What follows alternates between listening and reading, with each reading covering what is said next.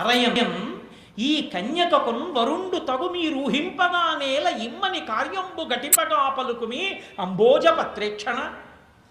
ఆ మేనకాదేవికి అనుమానం రాకుండా చూడు, ఆవిడ వెయ్యి తీస్తుంది. ఎందుకో తెలుసా, ఆయనకి ఏముంది, ఎక్కడ ఉంటాడు, మేము చూడొచ్చా, మరి ఉద్యోగం ఏం లేదా, అదేంటి అంటే చాలా ఈశాన సర్వవిద్యానం ఈశ్వర సర్వభూతానం నేనే పిహెచ్డి చేశాడు, రూపాయి ఉందా, ఇస్తాడా, ఏమీ సంపాదించకుండా చదువు సర్టిఫికెట్లు అన్నీ గోడకు కట్టి ఇంట్లో కూర్చుంటే మా అమ్మాయి కన్నా అంటుంది. ఇప్పుడు నేనెక్కడ ఉద్యోగాలు చేస్తాను, ఆత్మారాముండి జాగ్రత్తగా మాట్లాడు సుమా అమ్మ ఆవిడితో. ఎంత వేడుకున్నాడో చూడండి, పాపీ కళ్యాణానికి పరమేశ్వరుడు అంతటి వాడు. ఈ కన్యకకున్ వరుండు తగు మీరు ఊహింపగానేలా, మీరేమేమేమేమేమో లెక్కలు కట్టేయకండి, ఆయనకి అన్నీ ఉన్నాయి. పైకి కనపడవు, అనుభవించాడు. ఎవరికి లోకంలో ఏది ఇచ్చినా ఆయనే ఇస్తాడు. కాబట్టి మీరు అక్కర్లేని ఆలోచనలు చేయకండి అని చెప్పు. మీ వద్రీషు ఇల్లాలతో అరయన్ ఈ కన్యకకున్ వరుండు తగు తగు మీరు ఊహింపగానేలా ఇమ్మని కార్యంబు ఘటింపగా పలుకుమి. ఎలాగో అలా మా పెళ్లి జరిగేటట్టు మంచి మాటలు చెప్పు సుమా, ఉన్నట్టు మాట్లాడితే నేను ఇంకోలా అర్థం అవుతాను లోకానికి. అందులో అలా చెప్పి కార్యంబు ఘటింపగా పలుకుమి అంభోజ పత్రేక్షణ. ఓ తామర పువ్వుల వంటి కన్నులున్న అరుంధతి, ఈ పెళ్ళి అయ్యేట్టు నువ్వు మాట్లాడమ్మా. మగవాళ్ళు వీళ్ళకేం తెలుసు, ఆవిడ మనసుని గుర్తిరిగి మాట్లాడడం అంత తేలిక విషయం ఏం కాదు.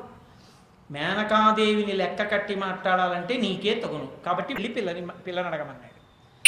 మహానుభావుడు సప్తర్షులు వెళ్ళారు, అరుంధతీదేవి వెళ్ళింది, హిమవంతుడు వచ్చాడు, రెండు అన్నాడు. పరమశివుడి కోసమే పింది నా కూతురు అన్నాడు, స్వాగతం చెప్పాడు, అర్ఘ్యం ఇచ్చాడు, పాద్యం ఇచ్చాడు, సత్కరించాడు. వాళ్ళు చాలా సంతోషించారు. తప్పకుండా నా కూతుర్ని ఇచ్చేస్తానన్నాడు. ఒక్కసారి మా ఆవిడికి చెప్తానన్నాడు. అమ్మ బాబోయ్, శివుడు చెప్పాడు మా అని సప్తర్షులు ఊరుకున్నారు. అరుంధతి వంక చూసి అన్నారు, నువ్వు మాట్లాడి ఇక మేము మాట్లాడు. ఎందుకంటే ఆడవాళ్ళు మాట్లాడితేనే బాగుంటుంది అంటే. ముందు పానకం బింది అంటారు, తర్వాత పానకం బింది అంటే మరీ చిన్నవి పెట్టకండి, మా వాళ్ళకి పాడు ఉంది కొంచెం ఈ పాట. ఊరుకున్నాడు అనుకోని విండి అంటారు, ఎంత అల్లరి. అందుకని ఇప్పుడు అరుంధతీదేవి పాపం చాలా నచ్చజెప్పింది. మహానుభావుడమ్మా, పరమేశ్వరుడమ్మా, సృష్టి స్థితిలయ కారకుడమ్మా, అసలు ఆయన కానిది ఆయనకి లేనిది అన్నది లేదు. ఎక్కడ ఏదైనా ఉంది అంటే అది ఆయనది. కాబట్టి నీకేమిటి అభ్యంతరం, పిల్లనిమ్మని. చాలా సంతోషించింది. తప్పకుండా, ఇంకన్నా కావలసిందే ఉంది, మా అమ్మాయినిచ్చి వివాహం చేస్తాను. మాట పుచ్చుకున్నారు. సప్తర్షులు అరుంధతి కైలాసానికి వచ్చారు, పరమశివుడి దగ్గరికి వెళ్ళారు. ఎలా ఉంది నేను ఎంచుకున్న పిల్లన్నాడు అంటే వాళ్ళన్నారు, నీలాహిమేని కంటెను నీలాల కంటే ఇంద్ర నీలము కంటెను నీల రుచిపోలు నంబిక నీలాలకేమి చెప్ప నీలగ్రీవా అన్నారు వాళ్ళు. అబ్బా, ఏమి పద్యాలు వేశారో మహానుభావుడు. ఆవిడ ఏం చెప్పమా, మహాతల్లి పార్వతీదేవి ఇంద్రనీలమణి కన్నా కూడా అందమైనటువంటి కాంతితో ప్రకాశిస్తోంది. అటువంటి నల్లటి జుత్తు, అటువంటి అందం. అసలు కవులు లోకంలో పెద్ద తప్పు చేస్తున్నారు అన్నాడు సప్తర్షులు. ఏం చేస్తున్నారు అన్నాడు పరమేశ్వరుడు. బాలేందుడు చంద్రానన పాలముతో సాటి ఎనుచు పలుకుదురు కవుల్. బాలిక పాల రుచులపై బాలేందుండెంతవాడు బాలేందుధర. చంద్రబింబాన్ని పెట్టుకున్నాడు కదూ, తదీనాటి చంద్రరేఖని. శివ అందం అంటే చంద్రుడు అనుకుని తల మీద పెట్టుకున్నావు. కానీ కవులు కూడా అమ్మవారి యొక్క లలాటాన్ని చెప్పేటప్పుడు బాలచంద్రుడు ఎలా ఉంటాడో అలా ఉంటాడు అంటారు, అలా ఉంటుంది అంటారు నుదురు. కానీ తప్పు. వాళ్ళకేం తెలుసు, వాళ్ళ మొహం పార్వతీదేవిని చూస్తే తెలుస్తుంది. అసలు ఆవిడ యొక్క పాలభాగం ఎక్కడా, బాలేందుడు ఎక్కడా. ఇదిగో అక్కడికి వెళ్ళి పార్వతీదేవి యొక్క లలాటాన్ని చూసొచ్చాం, ఇక్కడ నీ జటాజూటంలో ఈ చంద్రుణ్ణి చూస్తున్నాం. అసలు ఆవిడ లలాటంతో పోల్చడానికి వీడికి పోలికే లేదు, వీడు పలికిరాడు. కవులు రాశారంటావా, పార్వతీదేవిని చూడలేదు, ఆకాశంలో ఈ చంద్రబింబాన్ని ఒకటే చూసి ఇంతకన్నా గొప్పగా ఉంటుంది ఏమిటి అని రాసేస్తున్నారు. కాబట్టి ఈవితో ఆయన ఈ బాలేంద్రుడు ఎక్కడ మనకి వస్తాడు, బాలేందుధర. నువ్వు కూడా ఈయనేదో గొప్ప అన్నట్టు నెత్తి రేపు ఆవిడ రాని కాపరానికి తెలుస్తుంది ఆవిడ వైభవం ఏమిటో అన్నారు. చాలా సంతోషించాడు. పెళ్లికి బయలుదేరుతానన్నాడు, ముహూర్తం పెట్టుకున్నాడు. పాపం హిమవంతుడు కూడా సంతోషించాడు. వివాహ ముహూర్త నిర్ణయం అయిపోయింది, బయలుదేరాలన్నారు. శుభలేఖలు వేసేసుకున్నారు. హిమవంతుడు మరి పర్వతం కదండి, అందుకని ఆయనకి బంధువులందరూ ఎవరు ఉంటారు, పర్వతాలే ఉంటారు. పర్వతాలే ఉంటాయి కాబట్టి త్రికూటాచలానికి, కోలాహల పర్వతానికి, వెంకటాచల పర్వతానికి, మేరు పర్వతానికి, మైనాక పర్వతానికి పెద్ద కొడుకు మరి పెళ్లి పనులన్నీ చేస్తూ బావమరిది రాజహోమం చేయాలి.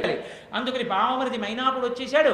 ఈ పర్వతాలన్నింటినీ పిలిచాడు. మీ అమ్మాయిల్ని అల్లుళ్ళని తప్పకుండా తీసుకురండి పెళ్లికి అన్నాడు. ఎవరమ్మాయిలు? పిల్లల కూతుళ్ళందరూ నదులు, సముద్రాలన్నీ అల్లుళ్ళు. కాబట్టి నదులన్నీ వచ్చేసాయి, సముద్రాలన్నీ వచ్చేసాయి. ఇప్పుడు మీ దగ్గర మీ ఇంట్లో ఉండే వాళ్ళందరినీ తీసుకొచ్చేసేయండి అన్నాడు. వాళ్ళ ఇళ్లలో ఎవరుంటారు? పులులు, సింహాలు, జంతువులు అన్నీ పర్వతాలను ఆశ్రయించుంటాయి. మొత్తం లోకంలో ఉన్న పర్వతాలు, నదులు, సముద్రాలు, చెట్లు, చేమలు, పులులు, క్రూర జంతువులు, పావులు, మనుష్యులు, దేవతలు, ఋషులు, గంధర్వులు అందరూ భూమండలం మీద ఎంతమంది ఉన్నారో అంతమంది పార్వతీ కళ్యాణం చూడటానికి హిమాలయ పర్వతాలకి వెళ్ళిపోయారు. ఎంత పులుసు వండాడో మహానుభావుడు. ఎందుకో తెలుసా? పెద్దలు వచ్చినా అల్లుడు వచ్చినా పులుసు ఉండకుండా అన్నం పెట్టకూడదు, అదో నియమం. కాబట్టి ఎంత పులుసు ఉంటాడు. అందుకే వెంకటాచలంలో వెంకటేశ్వర స్వామి వారి కళ్యాణానికి కూడా పులిసింత ఎక్కడ వండుతాం, ఎలా చెప్పండి, ఎన్ని నీళ్ళల్లో పిసకాలన్నారు. అంటే వెంకటేశ్వర స్వామి వారు అన్నారు, కొత్తగా మళ్ళీ గిన్నెలో ఎందుకు లేదు, పాపనాశనం కొండెక్కి జలపాతం పైన పిసికేయండి, కింద పడిందంతా మరగబెట్టేయండి అన్నారు. అంత పులుసు అప్పుడు ఉండేది, ఇంత పులుసు ఇప్పుడు ఉండేది. వీళ్ళందరికీ ఎంత పులుసు కాయించాడు అందులో చల్లటి కొండ మీద. ఏ మామూలు చోట పులుసు కాయించడం తేలిక, హిమాలయాల మీద అంత పులుసు కాయడం అంటే మాటలేంటి. కాబట్టి ఇంత పులుసు కాచారు, ఇంత వంట వండారు, ఇంతమంది బంధువులు, ఇన్ని పర్వతాలు, ఇన్ని నదులు, ఇన్ని సముద్రాలు, ఇంతమంది, ఇన్ని జాతులు, ఇంతమంది వచ్చేశారు. అబ్బా, పార్వతీ కళ్యాణం, తారకాసుర సంహారం అవుతుంది, ఇంకా కొడుకు పుడతాడు, మన కోరిక తీరిపోయిందన్నారు. 33 కోట్ల మంది దేవతలు, బ్రహ్మగారు, సరస్వతి, విష్ణువు, లక్ష్మి ఇంతమంది బయలుదేరి కైలాస పర్వతంతో పరమేశ్వరుడి దగ్గరికి వెళ్ళిపోయి పదండి మహాదేవా మనందరం పెళ్లికి వెళ్ళిపోదాం, మిమ్మల్ని పెళ్లి కొడుకుని చేసేస్తున్నాం అన్నారు. అలాగేనన్నాడు. అప్పుడు ఋషులందరూ వచ్చి ప్రార్థన చేశారు. ఈశ్వరామదొక్క కోరిక మీరు తీర్చాలని. ఏమిటి మీ కోరిక? త్రికరణ శుద్ధిగా మీకు పార్వతీదేవిని కన్యాదానం, హిమవంతుడు మేనక కన్యాదానం చెయ్యకుండా మీ పెళ్ళి మీరే పాడు చేసుకోండి కొంచెం. అదేమిట్రా, ఇంత పెళ్లి కుదుర్చుకున్న తర్వాత మళ్ళీ వాళ్ళిద్దరి మనసు పాడు చేయమంటారు ఏమిరా అన్నాడు. ఏమీ లేదు పరమేశ్వర, మీరు సృష్టికర్త, స్థితికర్త, ప్రళయకర్త, పరబ్రహ్మం. మీకు కానీ కన్యాదానం త్రికరణ శుద్ధిగా చేసేశారా మేనకా హిమవంతులు, మోఠం వచ్చేస్తుంది. హిమాలయ పర్వతం ఉండదు. హిమాలయ పర్వతం ఉండకపోతే పవిత్రమైన నదులు ఉండవు, పవిత్రమైన ప్రదేశాలు ఉండవు, ఋషులం మేము తపస్సు చేసుకోవడానికి మంచి స్థలాలు ఉండవు. అందుకని మనస్సులో త్రికరణ శుద్ధి లేకుండా, పవిత్ర భావన లేకుండా, ఏదో బెంగగా బెరుకుగా ఇవ్వమా ఇవ్వద్దా అని అనుమానంతో కన్యాదానం చేసేటట్టుగా చేయండి అన్నారు. అంటే ఇప్పుడు వాళ్ళ మనసు పాడైపోవాలి పిల్లనివ్వకూడదని, కానీ పిల్లనివ్వాలి, అలా చేసుకోండి అన్నారు. అది నేను చేసుకోనా అన్నాడు శివుడు. మీరే ఎందుకో తెలుసా, మేము ఋషులం, లేకపోతే మేము ఎక్కడ తపస్సు చేసుకోం, తర్వాత చెప్పండి మీ పెళ్ళి అయిపోతే మేము ఎక్కడ తపస్సు చేయమన్నారు. భోళాశంకరుడు కదండి మహానుభావుడు, తప్పకుండా నా పెళ్ళిని ఆ స్థాయిలో పాడు చేసుకుంటాడు. సరేనన్నారు. బయలుదేరారు అందరూ. ఓహో, తెల్లవారు అప్పటిదాకా చూసుకోలేదు పాపం అల్లుడిని, పార్వతి ఆ మేనకాదేవి. అల్లుడిని చూడాలని సంతోషం, గుర్తుపట్టడానికి ఎలా మరి అల్లుడిని తెలుసున్నవాడిని పెట్టుకోవాలి. అందుకని నారద మహర్షిని పక్కన పెట్టుకుని కైలాస పర్వతంలో ఒక పెద్ద ప్రాకారం మీద నించుని అంతఃపురంలో చూసి పెళ్లికి వస్తున్న మగపెళ్లి వారిని, ఆడపెళ్లి వారితో పర్వతం అంతా నిండిపోయింది అప్పటికే. ఇంకా మగపెళ్లి వారు బయలుదేరారు. ఓ ఋషులు, మునులు, వాళ్ళ పత్నులు, దేవతలు, 33 కోట్ల మంది దేవతలు, దేవతల భార్యలు, వాళ్ళ బిడ్డలు, ఇంతమందితో కలిసి కోలాహలంగా బయలుదేరింది ఊరేగింపు. అది వెళ్ళిపోతోంది. అక్కడ నిలబడి అడుగుతోంది. ముందు 4 ముఖాలతో ఒక ఆయన వేదం చెప్తూ మంచి పట్టుబట్ట కట్టుకుని 4 కిరీటాలు పెట్టుకుని చుట్టూ ఋషులతో కూడి పెడుతున్నాడు. ఈయనేనా శివుడు అంది. కాదమ్మా, మీ అల్లుడు ఈయనకి కూడా ఈ తలకాయలు ఉండేవి, చాలా అల్లరి చేశాడు, ఇలా గిల్లేశాడు, అంత గొప్పవాడు మీ అల్లుడు. ఈ కాదమ్మా, ఇన్ని బ్రహ్మగారు అంటారు, పౌరోహిత్యం చేయడానికి వచ్చాడు, రేపు పెళ్లి చేయిస్తాడు కూర్చుని. పౌరోహిత్యుడికి మీ అల్లుడికి పోలిక, అంత అందంగా ఉంటాడమ్మా మీ అల్లుడు. అబ్బా, పురోహితుడే ఇంత అందంగా ఉన్నాడు బ్రహ్మస్థానంలో, ఇంకా నా అల్లుడు ఎంత అందంగా ఉంటాడో అనుకుంది. ఆయన వెళ్ళిపోయాడు. వెనక ఏదో పొద్దున్న 6 గంటలకు వెళ్తే మధ్యలో ఋషులు, గణాలు, గంధర్వులు వీళ్ళందరూ వెళ్ళారు. చూస్తోంది, కుటుంబం చూస్తోంది. ఆటపాటలు, నృత్యాలు, విద్యాధరులు వీళ్ళందరూ ఎడుతున్నారు. వీళ్ళ అంటోంది. కాదమ్మా, అబ్బే కింకరు శివుడికి, శివుడి అందం ఎక్కడమ్మా అంటున్నాడు. శ్రీ మహావిష్ణువు వచ్చారు, చూసింది. అబ్బా, శ్యామం పీతకౌసేయవాసం శ్రీవత్సాంగం కౌస్తుభోద్భాసితాంగం పుణ్యోపేతం పుండరీకాయతాక్షం. ఎంత అందంగా ఉన్నాయా నల్లగా, ఎంతమంది అయ్యా చుట్టూ పీతాంబరాలు కట్టుకుని ఎంతమంది ఎడుతున్నారయ్యా, ఈయనేనా అల్లుడంది. అబ్బే నీకు కాబోయే అల్లుడి పాదాలని 1000 పువ్వులతో పూజ చేసిన వాడమ్మా ఆయన. ఓ పువ్వు తక్కువైతే తన కన్ను పిరికి పూజ చేశాడు. అందుకని నేత్రార్పణేశ్వరుడు అన్న పేరుతో మీ అల్లుడు చేశాడు ఒక చోట. అంత గొప్పవాడు. కానీ ఆయనకి మీ అల్లుడికి గ్రహం చెప్పకూడదు, వాళ్ళిద్దరూ ఒక్కలాంటి వాళ్ళే అనుకో అన్నాడు. వెళ్ళిపోయాడు విష్ణు. ఎప్పుడు పిచ్చి వెళ్ళి పొద్దున్న నింటుంది, ఎప్పుడు వచ్చేసి గబుక్కుని వెళ్ళిపోతాడో. 10 అయింది, 11 అయింది, 12 అయింది, 1 గంట అయింది, 2 అయింది, గుక్కిడు పాలు తాగుతాం ఇంచుకో. అసుర సంధ్య వేళ అయింది. వస్తూనే ఉన్నారు పెళ్లికి మగపెళ్లివారు. హిమవంతుడు దండలు వేస్తూనే ఉన్నాడు, స్వాగతం చెప్తూనే ఉన్నాడు, పెడుతూనే ఉన్నాడు. టిఫిన్లు తిన్నారా, కాఫీలు తిన్నారా, టిఫిన్లు అయిపోయాయి, కాఫీలు అయిపోయాయి, భోజనాలు అయిపోయాయి, సాయంకాలం ఇవ్వాల్సిన స్నాక్స్ అంటారేమో అవి కూడా అయిపోయాయి. ఇప్పటికి రాలేదు అల్లుడు. వచ్చేస్తున్నాడు, వెనకాల ఉన్నాడమ్మా. ఇంత ఊరేగింపులో బాగుండదు కదా, ఆయన్ని పెళ్లి కొడుకు కాదు వెనకాల పెట్టాము, వచ్చేస్తున్నాడు అన్నారు. ఇంకా ప్రదోష వేళ అవుతుండగా అబ్బా ఇంకా ఎప్పుడు వస్తాడయా, కాళ్ళు పీకేస్తున్నాయన్నారు. అంటే అదిగో అమ్మ వచ్చేసాడు మీ అల్లుడు ఆయనే అని చెప్పి నారదుడు చుట్టుకుని వెళ్ళిపోయాడు. నా అల్లుడా అని ఇలా చూసింది. పెద్ద పెద్ద జడలు విరబోసుకుని, మెళ్ళల్లో కపాలమాలలు వేసుకుని, ఎముకలు వేసుకుని, బూది పూసుకుని, కోరలతో నోళ్లు తెరిచి ప్రమదగణాలు నృత్యం చేస్తుండగా మధ్యలో ఒక ఆయన దిగంబరుడై ఢమరక పట్టుకుని నాట్యం చేస్తున్నాడు. ఆయనేనమ్మా మీ అల్లుడే వెళ్ళిపోయాడు. అలా ఉండిపోయింది మేనకాదేవి. వీడు నా అల్లుడా అని వెంటబడి నారదుడిని పట్టుకున్నాడు. అమ్మా నేను త్రికరణ శుద్ధిగా చెప్తున్నాను, ఆయనే మీ అల్లుడు, అలాగే వస్తాడు పీటల మీదకి. అమ్మ బాబోయ్ అని తిన్నాళ్ళే అంతఃపురంలోకి పార్వతీదేవిని పట్టుకుంది. నిన్ను చంపేస్తాను ఇక్కడే, నేను చచ్చిపోతాను. ఒక్కనాటికి పెళ్లి జరగదు, పిల్లలు అయిందండి.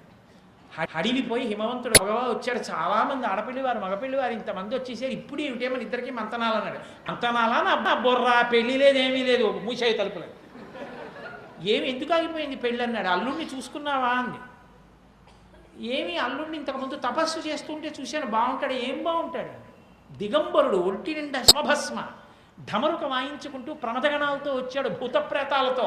రేపు పొద్దున్న పిల్ల అక్కడికి ఎడుతుంటే అలాగే తిరుగుతుంటాట. పండగకు వస్తాడు రేపు పెద్ద పండగ, వీధిలో తిరుగుతును, చూపించు మా అల్లుడని. పిల్లని చేయి పట్టుకుని వెడుతుంటే అందరూ నవ్వుతారు సిగ్గుతో. అంటే వాడల్లుడే అంటే ఆపేసే పెళ్ళి కాదు, పెళ్ళికి వచ్చేసారు అందరూ, బాగుండు పెళ్లి చేస్తానంటావా, నేను చచ్చిపోతాను, ఇంకో ఆవిడని పక్కన కూర్చోబెట్టుకు పెళ్లి చేసుకో, కన్యాదానం చేసుకో.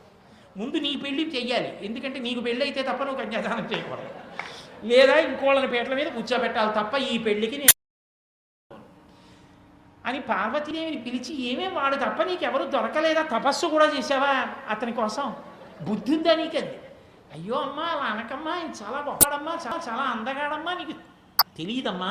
అప్రాకృత శరీరం తం అతిమన్మధరూపిణం ఘృతరీతి ఘనీభూతం సచినంద విగ్రహం, పేరుకున్న నెయ్యిలో ఉంటాడమ్మా, కోటి మన్మధుల కాంతి. ఆయన అందరు నీకేం తెలుసు, అంత అందగాడమ్మా. ఏమిటి అందగాడే, నేను చూసి వచ్చాను బయట. ఆయన నచ్చాడా నీకు? నిన్ను ఇక్కడ నిజంగా నేను మీతో యథార్థంగా మనవి చేస్తున్నా, ఇవే మాటలు శివమహాపురాణంలో వాడారు. నిన్ను చంపేస్తాను, నేను చచ్చిపోతాను, నీకు ఇంతకు తప్ప ఎవడు దొరకలా పెళ్లి కొడుకు. అదిగో ముందు వచ్చాడు శంఖచక్రాలు పట్టుకుని వాడిని భరించు, లేదా 4 కిరీటాలు వేదమంత్రాలు చెప్తూ వచ్చిన పురోహితుడిని భరించు, పర్వాలేదు. అంతేకాని వీడెక్కడ దొరికాడు నీకు, ఒక్కనాటికి వీడి. అంటే ఆవిడేమో చాలా అమ్మా అంటుంది ఆవిడ, ఈవిడ వినదు. అవతలేమో పెళ్లివారు చెవులు కురికేసుకుంటున్నారు. పెళ్లికొక భూత ప్రేతాలతో వచ్చేట భయంకరంగా ఉన్నట్ట. అత్తగారు భయపడిపోయింది, అన్నం ఎలా పెట్టండి పొద్దున్నంటోంది, అంత నీ పెళ్ళి అవదట. ఓ పెద్ద అలజడి వేసిపోయింది. పార్వతీ కళ్యాణం చేయడం అంటే ఇంతగానో ఉంటుంది బాబుగారు. కాబట్టి ఇంత అల్లరి అయిపోయిన తర్వాత ఏం చెయ్యాలని అడిగారు. అప్పుడు నారదుడు వెళ్ళి అన్నాడు పరమేశ్వరుడి దగ్గరికి, వాళ్ళ త్రికరణ శుద్ధి పోయింది, నీ మీద నమ్మకం పోయింది వాళ్ళకి. నువ్వు అందగాడిగా ఇప్పుడు కనపడినా ఎప్పుడైనా గబుక్కుని ఇప్పుడు వచ్చినట్టు వస్తావేమో అత్తారింటికని వాళ్ళ మనసులో బెంగట్టుకుంటుంది. ఇప్పుడు ఎలా ఉన్నావో అలా ఎప్పుడైనా మళ్ళీ గబాలన కనపడతావేమో అని మేనకాదేవి హడిపోతోంది.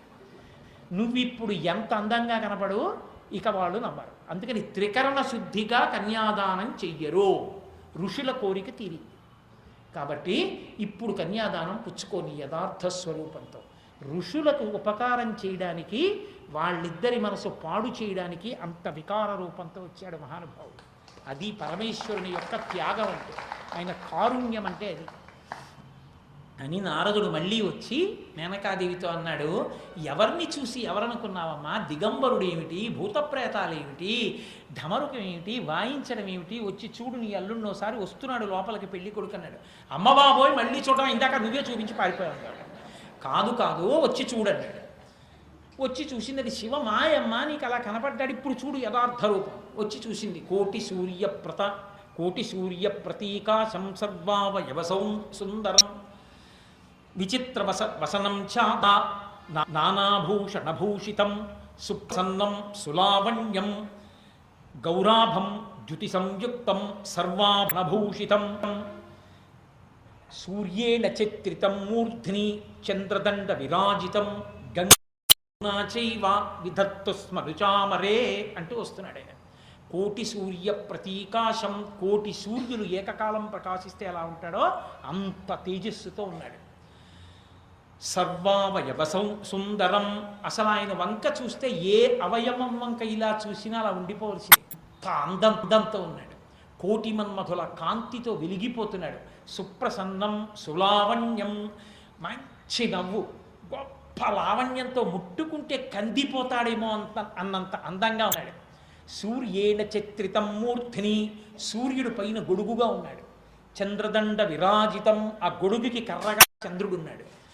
గంగా చ యమునా చైవ విధర్తు స్మరుచామరే, గంగా యమున ఇద్దరు పక్కన వింజామర వీస్తున్నారు. అంత అందగాడై లోపలికి వస్తుంటే మేనకాదేవి చూసి చేసుకుని, అయ్యో అయ్యో అయ్యో నన్ను ఈ భూతం పట్టిందో ఏమిటి, అల్లుడిని చూసి అలా అనుకున్నాను. సే పార్వతి నీ తప్పు కాదే, మహాందగాడు పిల్లాడు, తప్పకుండా పిల్లనిచ్చేద్దామండి. మళ్ళీ హిమవంతుడిని పిలిచింది. మళ్ళీ అందరూ సంతోషించారు. కళ్యాణ మంటపంలోకి వచ్చాడు. అమ్మో పూర్తి ఎద్దు పవతకు 9 పరమేశ్వరుణ్ణి తీసుకొచ్చారు. పీటల మీద కూర్చోబెట్టారు. అటు పార్వతీదేవిని కూర్చోబెట్టారు. కూర్చోబెట్టి బ్రహ్మగారు అక్కడ పురోహిత స్థానంలో కూర్చున్నాడు. బ్రహ్మస్థానంలో కూర్చుని ఇద్దరికి వివాహక్రతువు జరిపించేటప్పుడు మరి ప్రవర చెప్పాలి కదా. అందుకని ప్రవర చెప్తూ పార్వతీదేవి యొక్క ప్రవర చెప్పడం మొదలుపెట్టాడు. కాశ్యపాచారనైధృతత్రయారుషేయ ప్రవరాన్విత కాశ్యపస గోత్రస్య అఖిలాండ కోటి బ్రహ్మాండ నాయకీం త్రికూటాచల శర్మణ నత్రీ కోలాహల శర్మణ పౌత్రీం హిమవత్పర్వత పుత్రీం అఖిలాండకోటి బ్రహ్మాండ నాయకీం తత్వమర్థస్వరూపిణీం సకల భువనాధీశ్వరీం మహాలక్ష్మీరూపిణీం పార్వతీదేవీ నామ్నీం కన్యాం అన్నాడు. కాశ్యపశ గోత్రంలో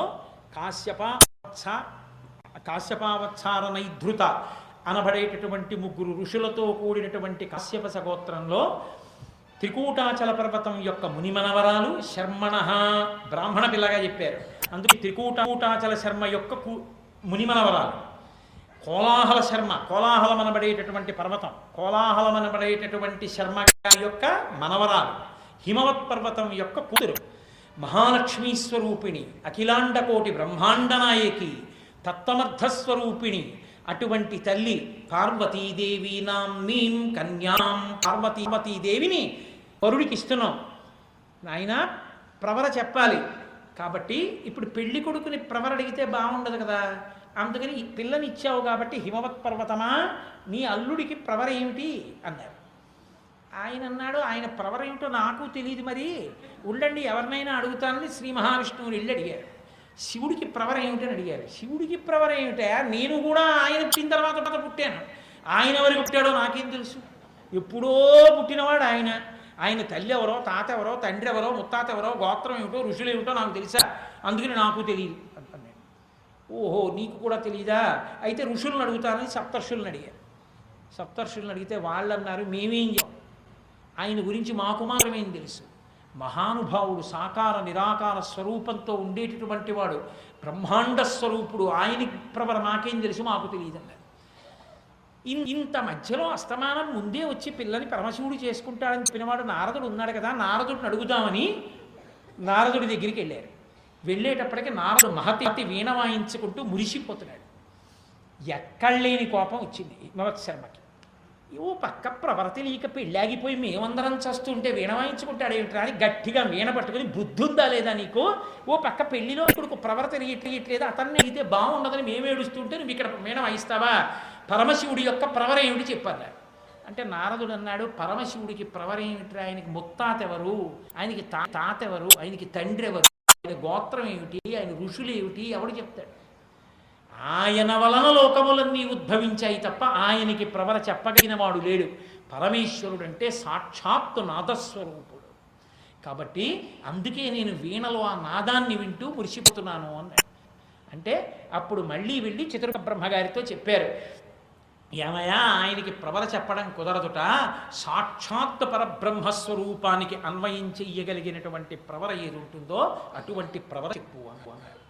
అప్పుడు ఆయన మళ్ళీ పరమశివుడి యొక్క ప్రవర చెప్తూ, ఆ మహానుభావుడైనటువంటి వాడు నిర్గుణ, నిరంజన, నిర్వికల్ప, నిరామయ, నిరాఖ్యాత, పంచారుషేయ ప్రవరాన్విత పరమశివగోత్రస్య, ఆయన పుట్టినటువంటి గోత్రాన్ని 5 ఋషులతో చెప్పారు. అందుకే ఇప్పటికీ పార్వతీ కళ్యాణం చేస్తే ప్రవర చెప్పినప్పుడు ఇదే చెప్తారు. అందుకే ఆయన ప్రవర 5 ఋషులతో పరమేశ్వరుడిది నిర్గుణ, ఏ గుణములు లేనివాడు, నిరంజన, నిరామయ, నిర్వికార, నిరాఖ్యాత, నిర్వికల్ప, నిరామయ, నిరాఖ్యాత, పంచారుషేయ ప్రవరాన్విత పరమశివగోత్రస్య పరమశివ శర్మణో నత్రే, పరమశివుని యొక్క మునిమనవడు, పరమశివుని యొక్క మునిమనవడు, సదాశివశర్మణ పౌత్రాయ, సదాశివశర్మ యొక్క మనవడు, పరమశివుని యొక్క మునిమనవడు, సదాశివశర్మ యొక్క మనవడు, ఈశ్వర శర్మణ పుత్రాయ, ఈశ్వరుడు అనబడేటటువంటి వాని యొక్క పుత్రుడు. ఎవరివన్నీ ఆయనే. ఈశ్వర శర్మణ పుత్రాయ అఖిలాండ కోటి బ్రహ్మాండ నాయకాయ ఆదిమధ్యాంతరహితాయ తత్వస్వరూపాయ సకల భక్తార్తి భంజనాయ వేదాంత విద్యాయ సకల భువనాధీశాయ కైలాసవాసాయ విశ్వేశ్వర శర్మణే వరాయ అని అప్పుడు చెప్పాడు. ఈ పిల్లవాడి పేరు విశ్వేశ్వర శర్మ, కైలాసమనందుంటాడు, సకల తత్వ స్వరూపుడు, వేదాంత వేద్యుడు, అఖిలాండ కోటి బ్రహ్మాండ నాయకుడు, ఆది మధ్యాంతరహితుడైనటువంటి ఈ పెండ్లి కుమారుడు విశ్వేశ్వరే వరాయ అని గబగబా పరమశివుడి దగ్గరికి వెళ్ళి ఆయన దగ్గర 2 చేతులు దోయించి నిలబడి అన్నాడు, ఇమాం పుత్రీం, నాయనా ఇమాం కన్యాం తుభ్యమహం దదామి పరమేశ్వర భార్యార్థం ప్రతిగృహ్ణీష్వ ప్రసీద సకలేశ్వర. నా కుమార్తె అయినటువంటి ఈ పార్వతీదేవిని పర్వతరాజ పుత్రి కనుక పార్వతీ అనిపించుకుంది. నా కుమార్తెని పరమేశ్వర మీకు భార్యగా సమర్పిస్తున్నాను. మీరు దయచేసి ఆమెని భార్యగా స్వీకరించి దశ పూర్వేషాం దశాపరేషాం 10 తరాల ముందు 10 తరాల కనుక తరించేటట్టుగా నన్ను అనుగ్రహించండి అన్నాడు.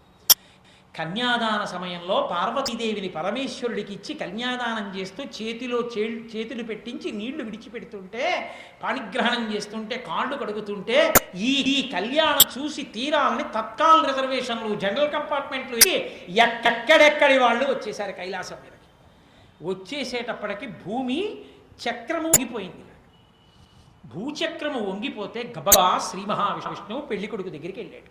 వెళ్ళి మోకాళ్ళ మీద కూర్చుని శివ శివ అని పిలిచాడు. పెళ్లి కొడుకు కూర్చున్నవాడు ఏమి అని ఇలా తిరిగాడు. తిరిగితే ఏమీ లేదు మహానుభావ, స్వామి శంకర కంకణో రగపతి మన్మథధ్వంసక నీదు కళ్యాణముంచూడా లోకంబులు నెల్ల అఖిల అత్యధిక ప్రేమన్ విచ్చేసియుండగగా ఈ భూమి చక్రము భరీంపనోపక మహావ్రేగై భరంబోర్వక పృథ్వీ చక్రము కుంగే సమతం చేకూర్చి రక్షింపవే అన్నాడు.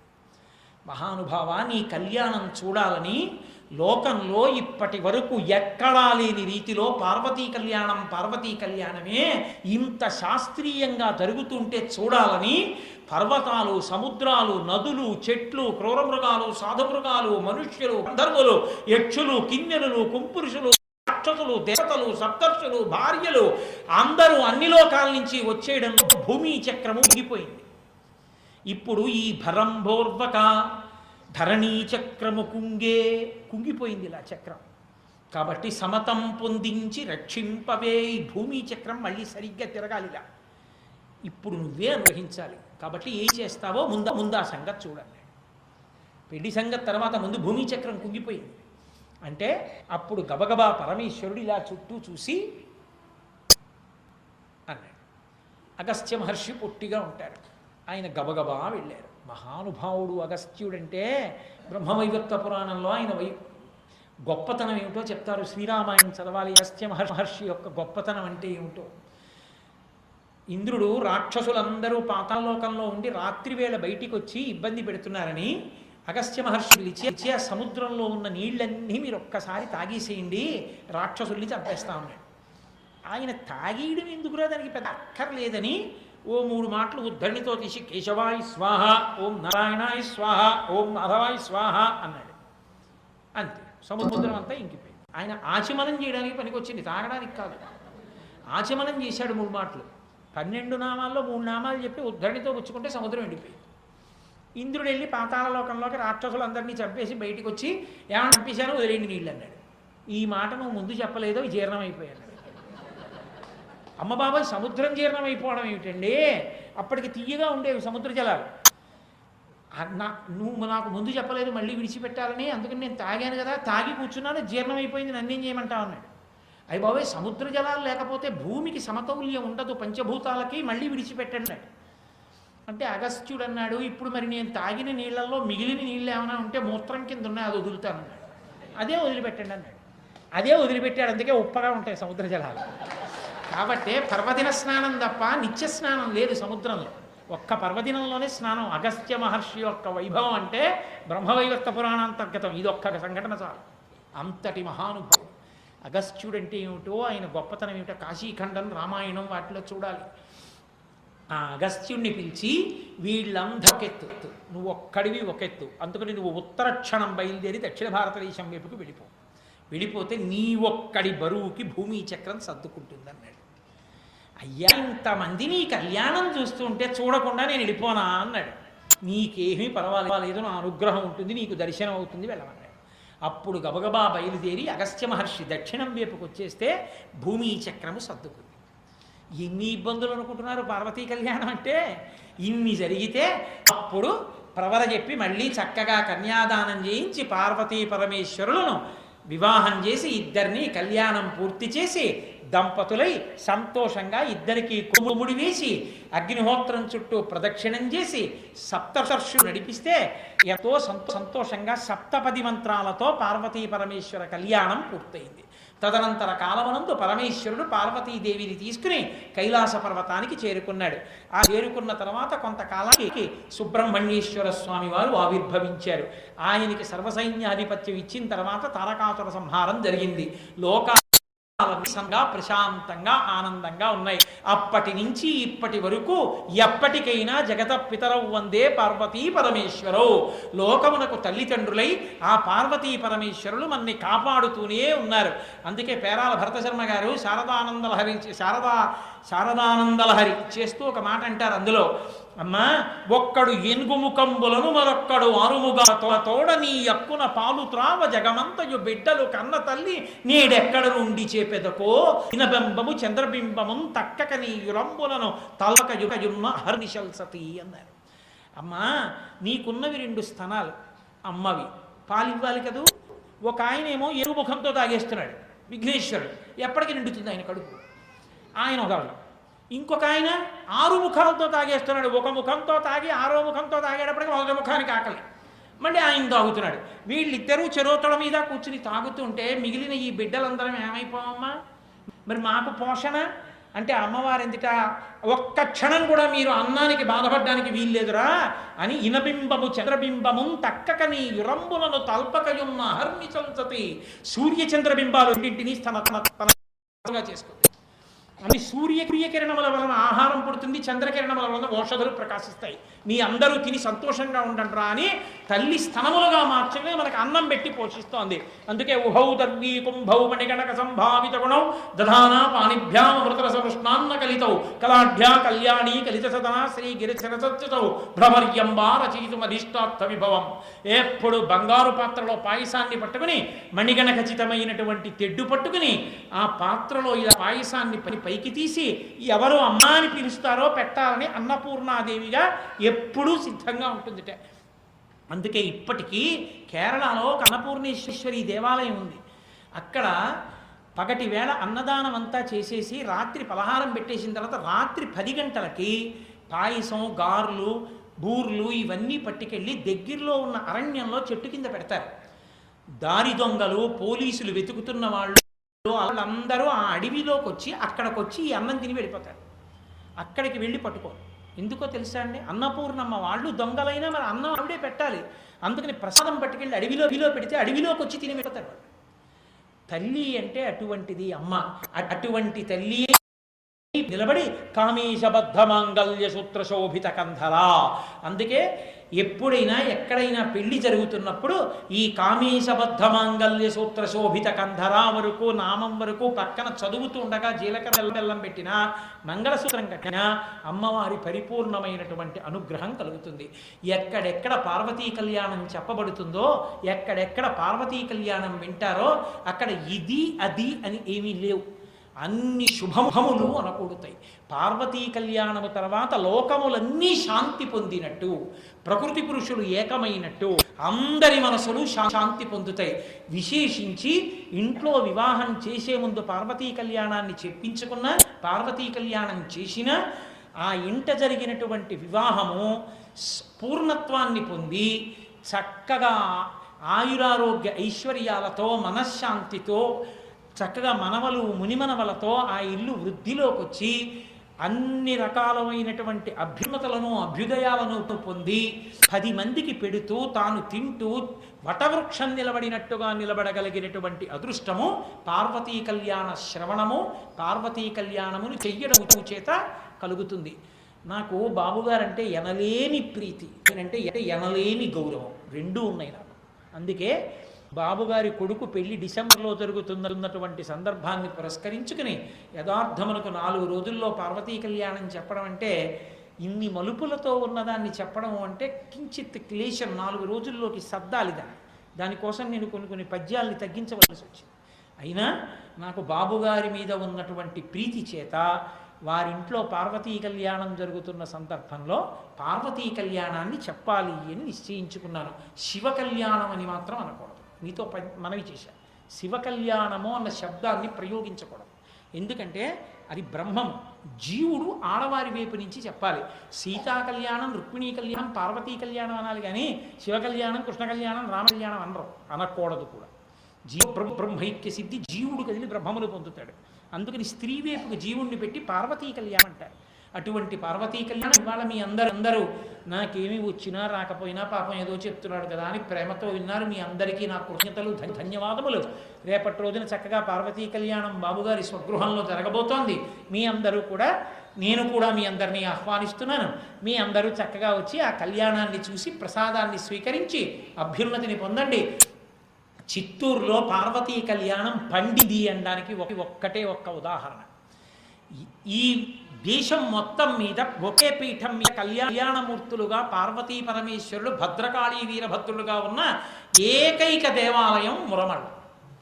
నేనేమీ రమ్మనలేదు వాళ్ళని, అయినా ఇవాళ కార్యనిర్వహణాధికారే బయలుదేరి వచ్చి నిజంగా అటువంటి మూర్తిని బాబుగారికి బహూకరించారు అంటే పరిపూర్ణమైన పార్వతీ పరమేశ్వర అనుగ్రహము ఆ కుటుంబానికి కలిగింది అనడానికి ఇదే తార్కాణం. చిత్తూరు పట్టణానికి కలిగింది అనడానికి ఇదే తార్కాణం. బహుశः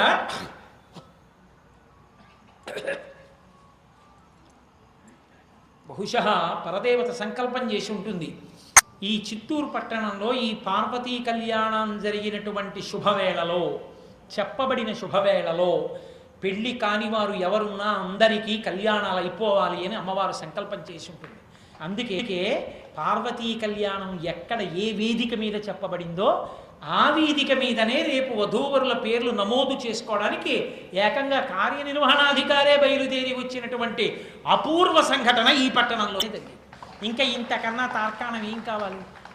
కాబట్టి ఇంత గొప్ప విషయాన్ని చెప్పడానికి నాకు ఈ అవకాశం ఇచ్చి నా చేత చెప్పించినటువంటి పరదేవత, నా యొక్క ఆరాధ్య దైవమైన పార్వతీ పరవిందములకు సాంజలి బంధకంగా శిరస్సు ఉంచి నమస్కరిస్తూ, నేను సరిగ్గా చెప్పానో చెప్పలేకపోయానో, మీకు అర్థమైందో అర్థం కాలేదో, అయినా నా మీద ఇంత ప్రేమతో కూర్చున్నందుకు మీ అందరికీ నా కృతజ్ఞతలను ఆవిష్కరిస్తూ, నాకు పరమేశ్వరుడు గురించి చెప్పడమే పెద్ద సత్కారం. అంతకన్నా నాకు సత్కారముల మీద వ్యామోహం లేదనలు 3 తమలపాకులు చాలు.